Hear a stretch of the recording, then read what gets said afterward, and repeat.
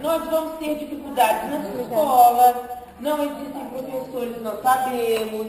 Existe a lei, mas lei no Brasil. Vocês conhecem uma frase de Machado de Assis, assim, que eu tive vontade de dar um toque nele, que ele fosse vivo? Eu ainda vou procurar em qual romance, eu tenho a impressão que é Memorial de Aires. Aí um personagem fala assim: no Brasil, as leis são como as mulheres, nasceram para serem violadas. Tive vontade de pegar, vou localizar isso sobre você. Então a gente vê isso também no teatro, porque qualquer pessoa, alguém já falou aqui que aquela pessoa que está encostada vai para a educação artística. Por isso é que nós estamos estudando para ter realmente uma formação adequada. E vamos lutar, fazer passeata, vamos a Brasília, vamos acampar na frente da prefeitura, se tomarem nossos barracos, para essa lei ser cumprida no município de Patinga, aqui na região metropolitana. Agora eu passo a palavra para a Shelly, para ela finalizar o trabalho. Foi interessantíssimo que nós pudemos ver esse trabalho, pudemos presenciar.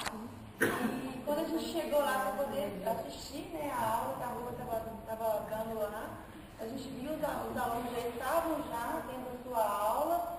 E nós falamos, pode ficar à vontade, nós vamos assistir, acho que a gente não está aqui. E nós estamos assim, maravilhados quando nós podemos ver que era perto de Fernando Pessoa.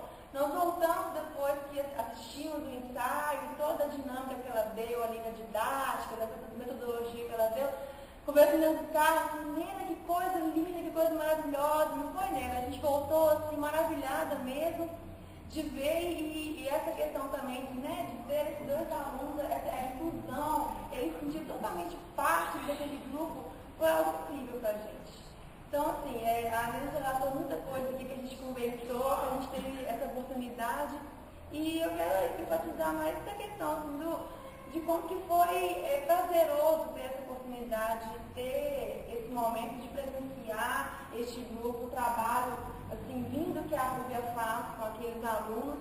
E essa questão, né, que a maioria do pessoal falou, né, que é a questão que o teatro traz para a vida da pessoa, né, as transformações ali, e todo o seu crescimento, a sua maneira de olhar o mundo e a construção né, das relações. Exatamente, né, muitas coisas o teatro favorece.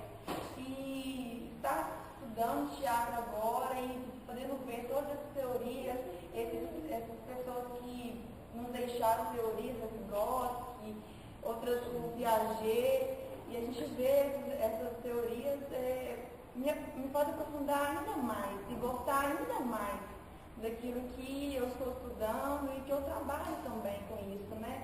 Então, foi um momento muito prazeroso.